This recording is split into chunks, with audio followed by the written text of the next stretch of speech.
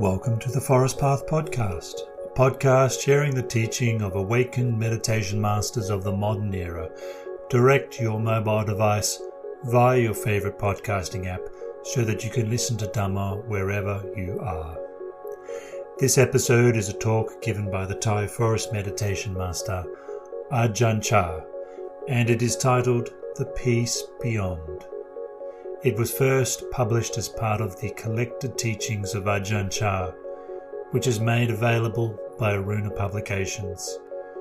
You can find links to the original text in the show notes below.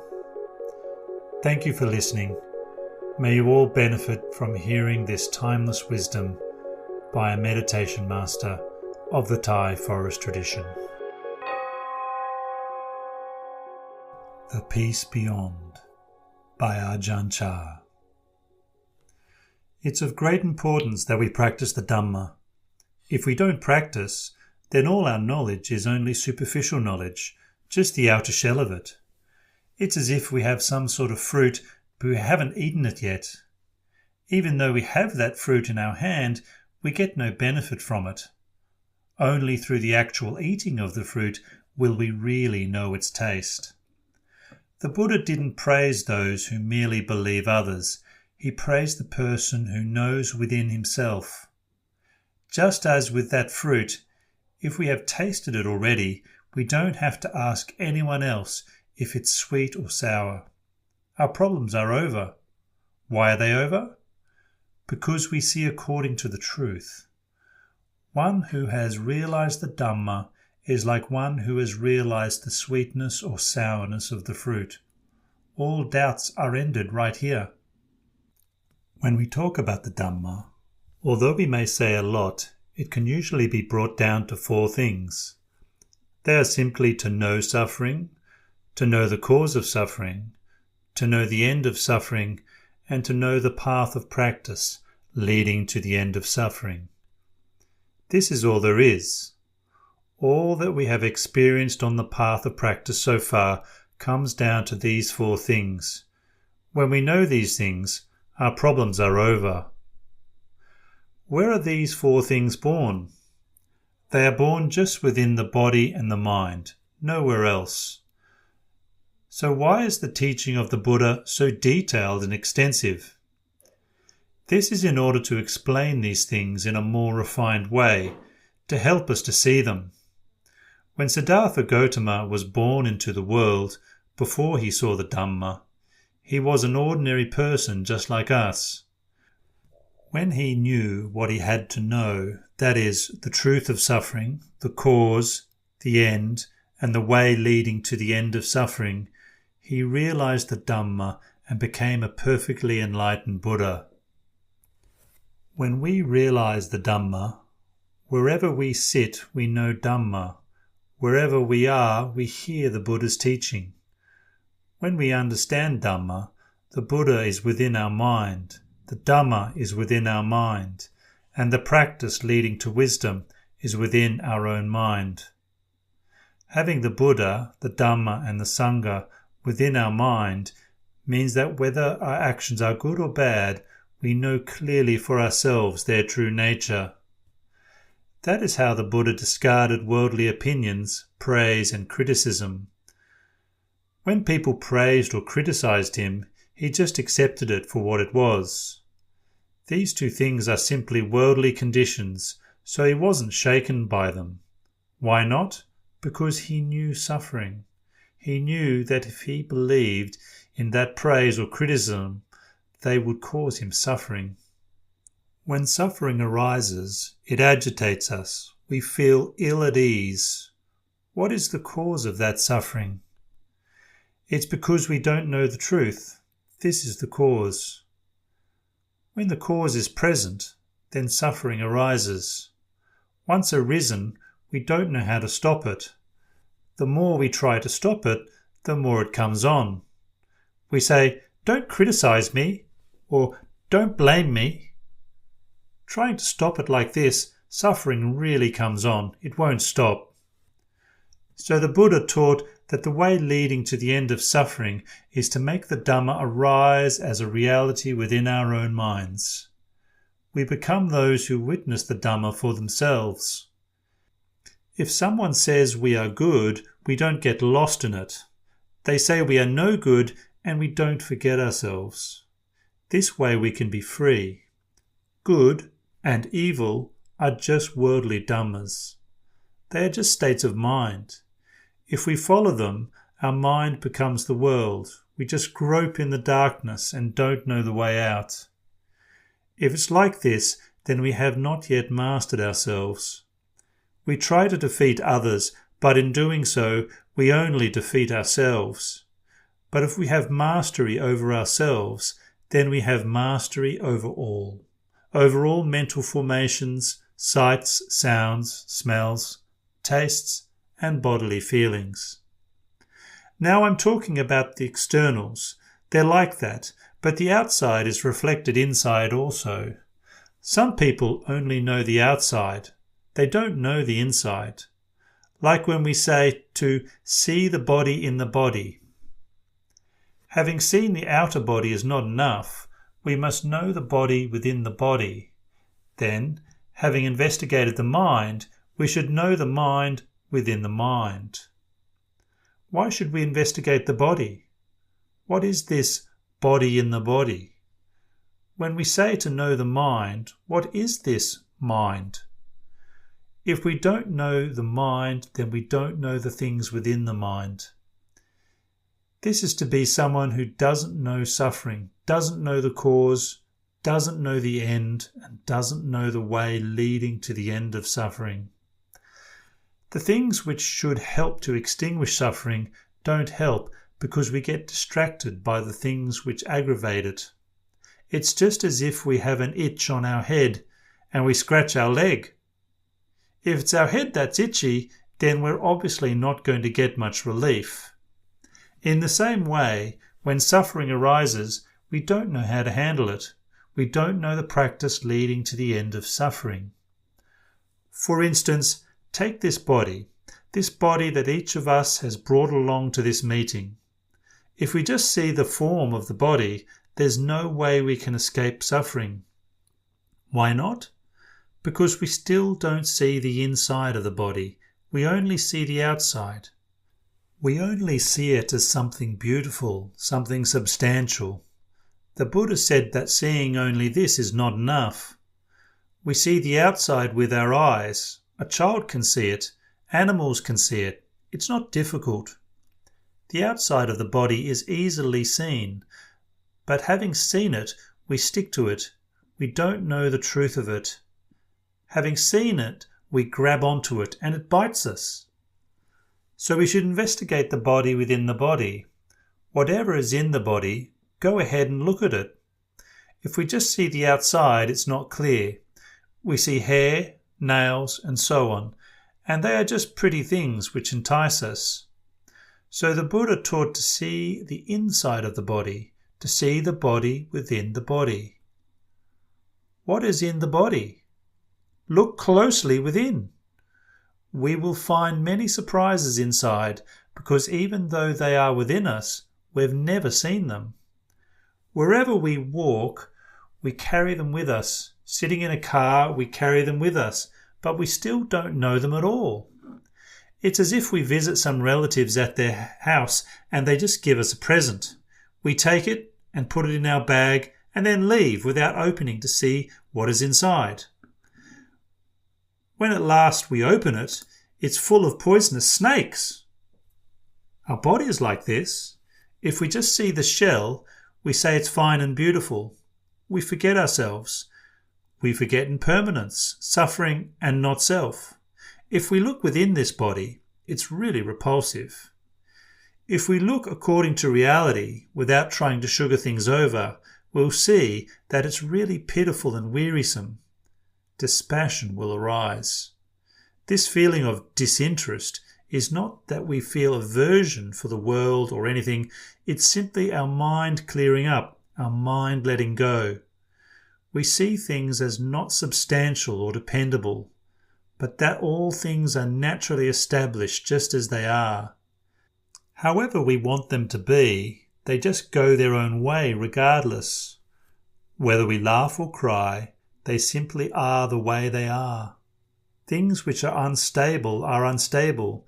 Things which are not beautiful are not beautiful. So the Buddha said that when we experience sights, sounds, tastes, smells, bodily feelings or mental states, we should release them. When the ear hears sounds, let them go. When the nose smells an odour, let it go. Just leave it at the nose. When bodily feelings arise, let go of the like or dislike that follow. Let them go back to their birthplace. The same for mental states. All these things, just let them go their way. This is knowing. Whether it's happiness or unhappiness, it's all the same. This is called meditation. Meditation means to make the mind peaceful in order to let wisdom arise. This requires that we practice with body and mind in order to see and know the sense impressions of form, sound, taste, smell, touch, and mental formations. To put it briefly, it's just a matter of happiness and unhappiness. Happiness is pleasant feeling in the mind. Unhappiness is just unpleasant feeling. The Buddha taught to separate this happiness and unhappiness from the mind. The mind is that which knows. Feeling is the characteristic of happiness or unhappiness, like or dislike. When the mind indulges in these things, we say that it clings to or takes that happiness and unhappiness to be worthy of holding. That clinging is an action of the mind. That happiness or unhappiness is feeling. When we say the Buddha told us to separate the mind from the feeling, he didn't literally mean to throw them to different places. He meant that the mind must know happiness and know unhappiness. When sitting in samadhi, for example, and peace fills the mind, happiness comes, but it doesn't reach us. Unhappiness comes, but doesn't reach us. This is how one separates the feeling from the mind. We can compare it to oil and water in a bottle. They don't combine. Even if you try to mix them, the oil remains oil and the water remains water because they are of different density. The natural state of the mind is neither happiness nor unhappiness. When feeling enters the mind, then happiness or unhappiness is born. If we have mindfulness, then we know pleasant feeling as pleasant feeling. The mind which knows will not pick it up. Happiness is there, but it's outside the mind, not buried within the mind. The mind simply knows it clearly. If we separate unhappiness from the mind, does that mean there is no suffering, that we don't experience it? Yes, we experience it, but we know mind as mind, feeling as feeling. We don't cling to that feeling or carry it around. The Buddha separated these things through knowledge. Did he have suffering? He knew the state of suffering, but he didn't cling to it. So we say that he cut suffering off. And there was happiness too. But he knew that happiness, if it's not known, it's like a poison. He didn't hold it to be himself. Happiness was there through knowledge, but it didn't exist in his mind. Thus we say that he separated happiness and unhappiness from his mind. When we say that the Buddha and the enlightened ones killed defilements, it's not that they really killed them. If they had killed all defilements, then we probably wouldn't have any. They didn't kill defilements. When they knew them for what they are, they let them go. Someone who's stupid will grab them, but the enlightened ones knew the defilements in their own minds as a poison, so they swept them out. They swept out the things which caused them to suffer. They didn't kill them. One who doesn't know this will see some things, such as happiness, as good, and then grab them, but the Buddha just knew them and simply brushed them away. But when feeling arises for us, we indulge in it. That is, the mind carries that happiness and unhappiness around. In fact, there are two different things. The activities of mind, pleasant feeling, unpleasant feeling, and so on, are mental impressions. They are the world. If the mind knows this, it can equally do work involving happiness or unhappiness. Why? Because it knows the truth of these things. Someone who doesn't know them sees them as having different value, but one who knows sees them as equal. If you cling to happiness, it will be the birthplace of unhappiness later on, because happiness is unstable. It changes all the time. When happiness disappears, unhappiness arises. The Buddha knew that because both happiness and unhappiness are unsatisfactory, they have the same value. When happiness arose, he let it go. He had right practice, seeing that both these things have equal values and drawbacks. They come under the law of Dhamma, that is, they are unstable and unsatisfactory.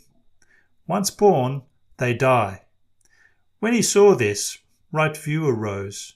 Right way of practice became clear. No matter what sort of feeling or thinking arose in his mind, he knew it as simply the continuous play of happiness and unhappiness. He didn't cling to them. When the Buddha was newly enlightened, he gave a sermon about indulgence in pleasure and indulgence in pain. Monks, indulgence in pleasure is the loose way. Indulgence in pain is the tense way.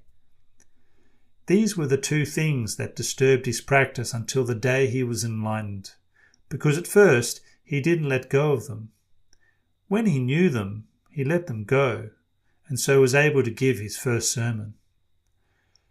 So we say that a meditator should not walk the way of happiness or unhappiness. Rather, he should know them.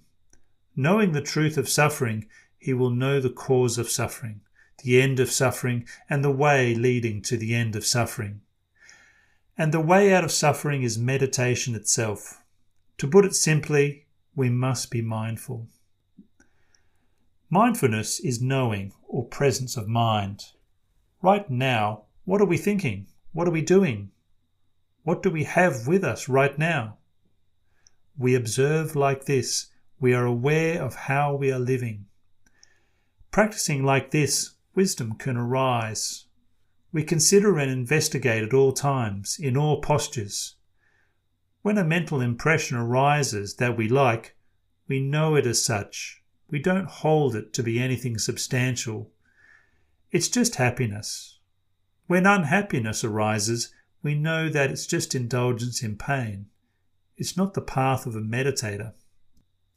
This is what we call separating the mind from feeling.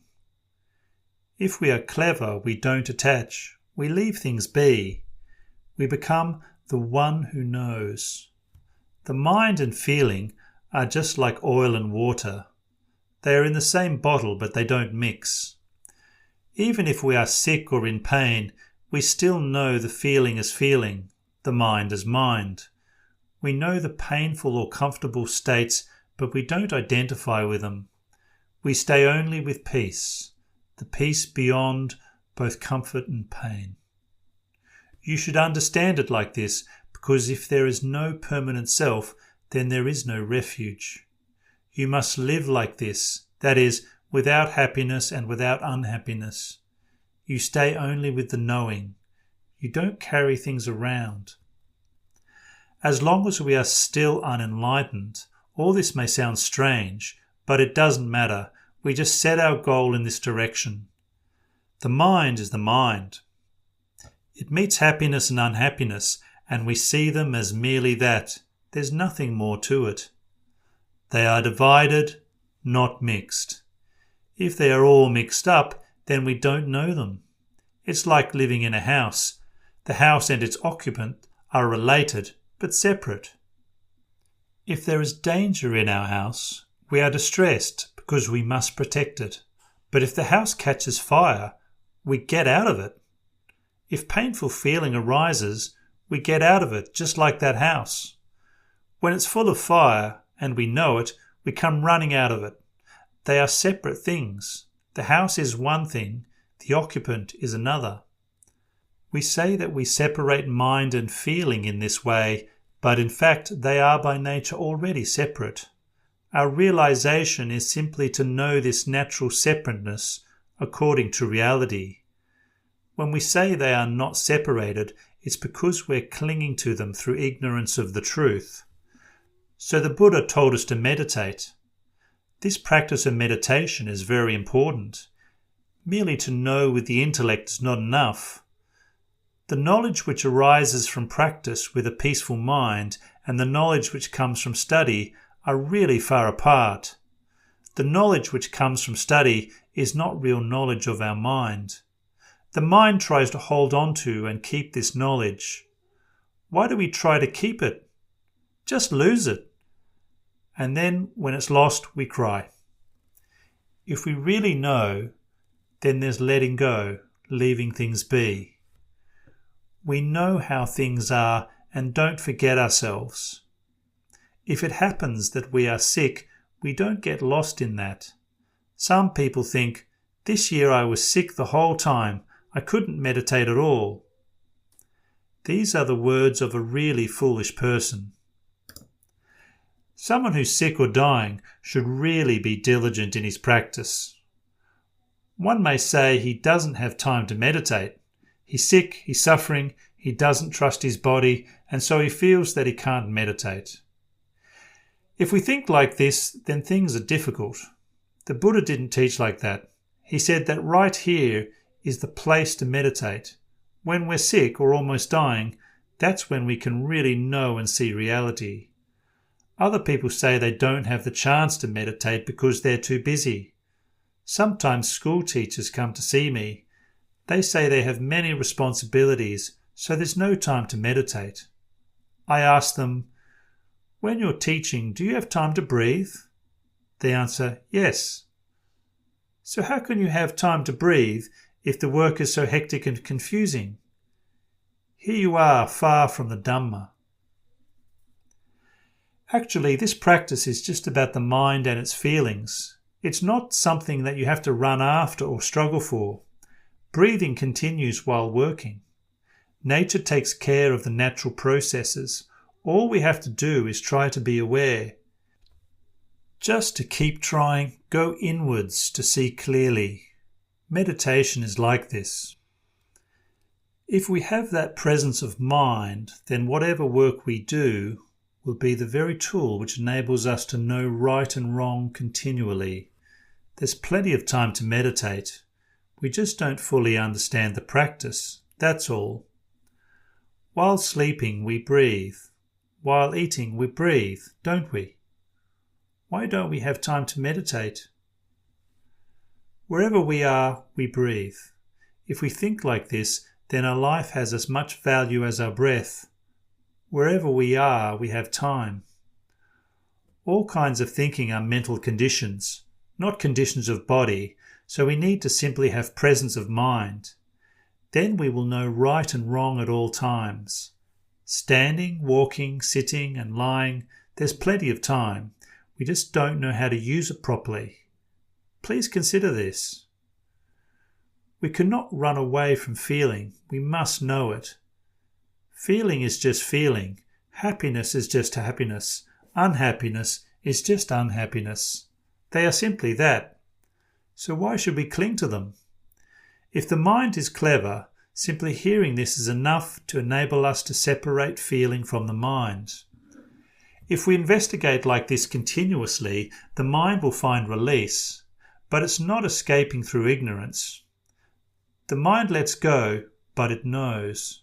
It doesn't let go through stupidity or because it doesn't want things to be the way they are. It lets go because it knows according to the truth. This is seeing nature, the reality that's all around us. When we know this, we are someone who's skilled with the mind. We are skilled with mental impressions. When we are skilled with mental impressions, we are skilled with the world. This is to be a knower of the world. The Buddha was someone who clearly knew the world with all its difficulty. He knew the troublesome, and that which was not troublesome was right there. This world is so confusing. How is it that the Buddha was able to know it? Here we should understand that the Dhamma taught by the Buddha is not beyond our ability.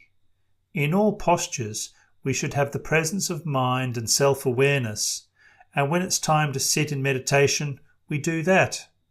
We sit in meditation to establish peacefulness and cultivate mental energy.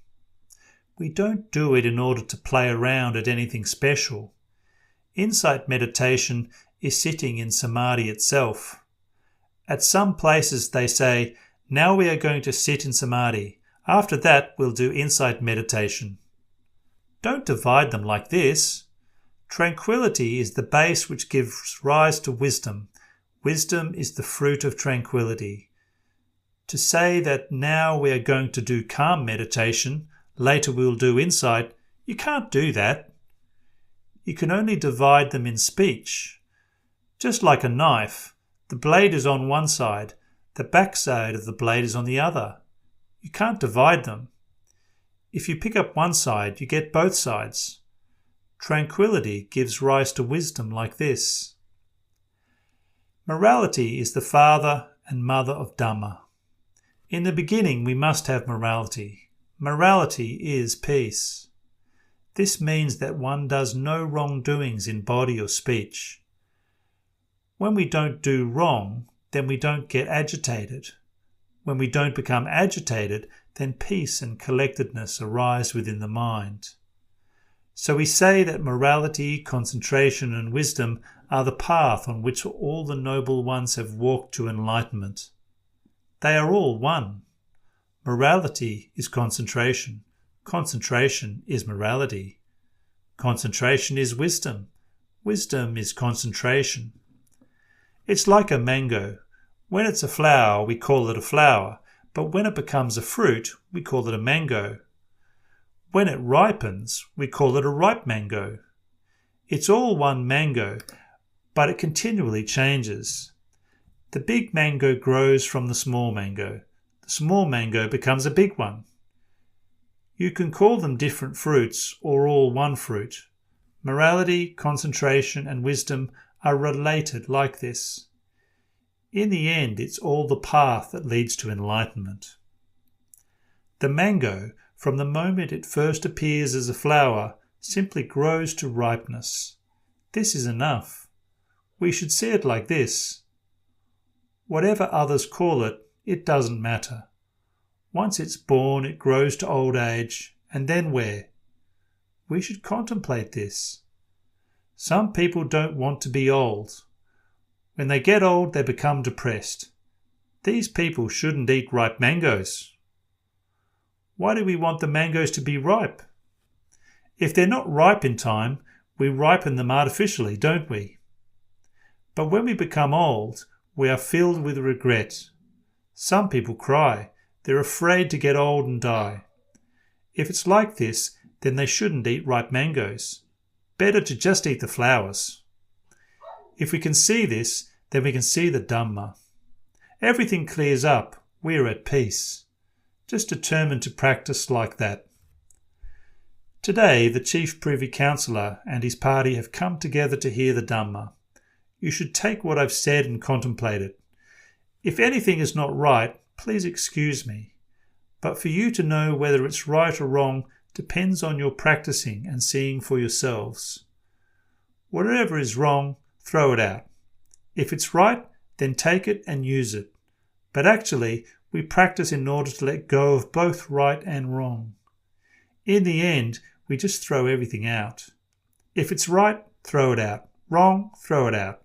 Usually, if it's right, we cling to rightness. If it's wrong, we hold it to be wrong, and then arguments follow. But the Dhamma is the place where there's nothing at all.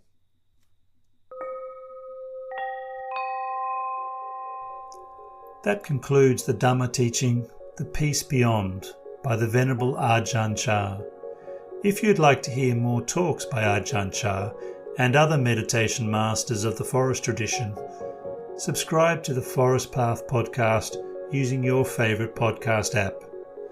This teaching by Ajahn Chah, which was compiled and produced by Aruna Publications, is made available through the Creative Commons Attribution, Non-Commercial, No Derivs 2.0 license. You are free to copy, distribute, display and perform the work under the following conditions. Attribution, you must give the original author credit. Non-commercial, you may not use this work for commercial purposes. No derivative works, you may not alter, transform or build upon this work. You can find out more about the Forest Path podcast by going to the link in the show notes for this episode, where you can find information about previous episodes and teachers, as well as English translations in text. This podcast is produced and narrated by me, Sol Hanna. If you like these audio resources that I'm making available for free in a convenient podcast format, you can contribute to making future episodes available for free by becoming a financial supporter of the Everyday Dhamma Network by going to the Ko-Fi link in the show notes for this episode. Thank you for listening. May you all experience insight and peace.